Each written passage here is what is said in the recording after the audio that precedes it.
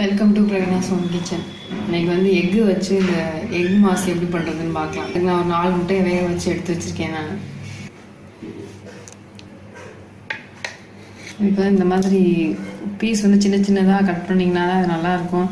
இது கொஞ்சம் உடைய தான் செய்யும். அது சேர்ந்து வெங்காயம் மிளகோட சேர்ந்து வேகும்போது அந்த டேஸ்ட் நல்லாயிருக்கும்.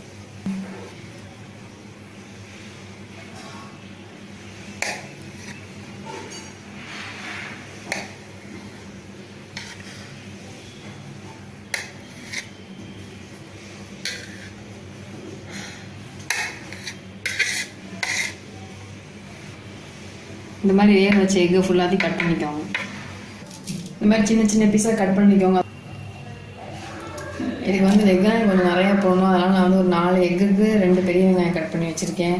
ஒரு பச்சை மிளகா, கொஞ்சமாக கருவேப்பிலை, காரத்துக்கு வந்து மிளகுத்தூள்.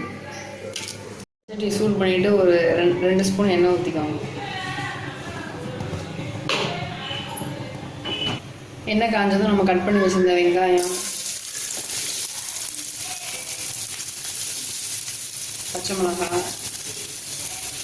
கருவேப்பிலை நட்டி சேர்த்துறேன்.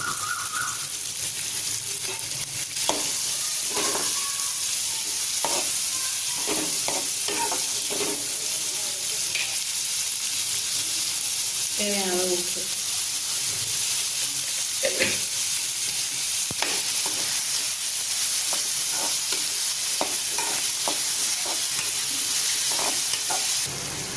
நம்ம எடுத்து இந்த மிளகுத்தூளை சேர்த்துடலாம்.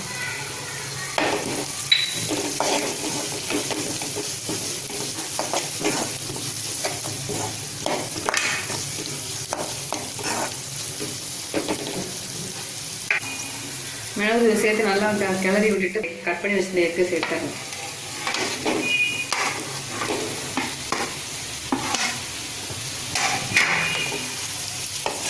நல்லா மிக்ஸ் பண்ணி விட்டுருவேன்.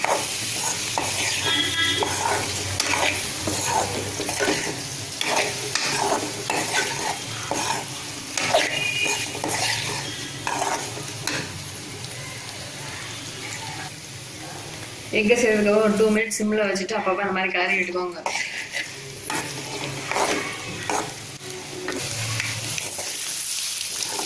நல்லா வெங்காயமாக வதங்கி வச்சுக்கிறோம். எங்கெல்லாம் 2 நிமிஷம் நல்லா வதக்கி விட்டாச்சு. இறக்கிடுறேன். எக் மாஸ் ரெடி ஆயிடுச்சு. இது பேச்சுலர்ஸ்க்குலாம் ரொம்ப ஈஸியாக பண்ணிடலாம். நீங்களும் அதை ட்ரை பண்ணி பாருங்கள். இந்த வீடியோ உங்களுக்கு பிடிச்சிருந்துச்சுன்னா லைக் பண்ணுங்கள், ஷேர் பண்ணுங்கள், சப்ஸ்கிரைப் பண்ணுங்கள். தேங்க்யூ.